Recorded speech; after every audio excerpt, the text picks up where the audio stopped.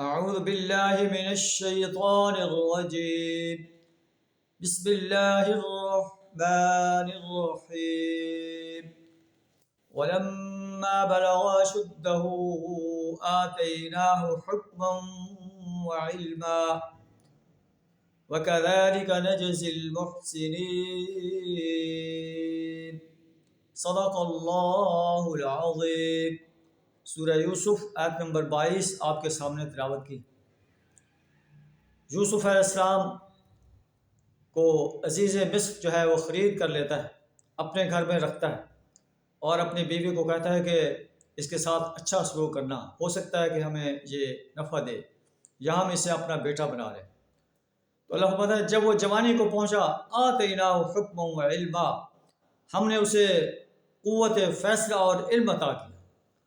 وَكَذَلِكَ نَجْزِي الْمُحْسِنِينَ، محسن انسانوں کو ہم ایسے جزا دیتے ہیں. وَرَاوَدَتْهُ الَّتِي هُوَ فِي بَيْتِهَا عَن نَفْسِهِ، اور اسی اسرا میں عزیز مصر کی بیوی اس پر فریفتہ ہو گئی، اس پر ڈورے ڈالنے لگی اور اسے برائی دروازوں کو بند کر کے برائی کی دعوت دی. یوسف علیہ السلام نے فرمایا معاذ اللہ کی پناہ میں ایسا کام کروں.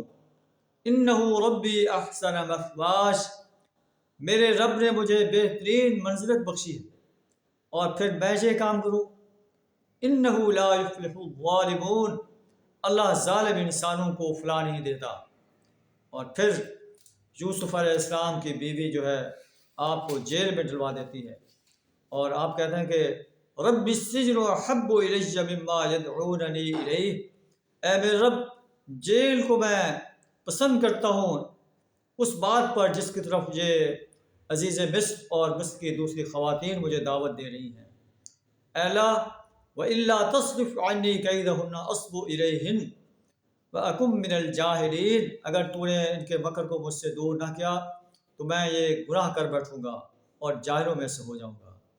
فَاسْتَجَابَ لَهُ رَبُّهُ فَصَرَفَ عَنْهُ كَيْدَهُنَّ إِنَّهُ هُوَ السَّمِيعُ الْعَلِيمُ، اللہ نے آپ کی دعا کو قبول فرمایا اور ان کی چالوں سے آپ کو بچا لیا.